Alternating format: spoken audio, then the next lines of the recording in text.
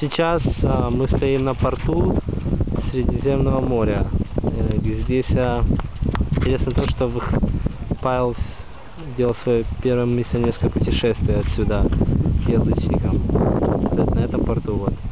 Построен был Иродом. Очень интересно, как он был построен. Люди в то время 30 метров и опускали дно моря здесь, чтобы корабли заходили. И в одно время могли заходить до 100 человек.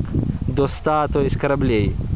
Это был очень важный порт для Римской империи. Вот как вы это все видите. Просто хочу вокруг все показать. Заход мы сейчас.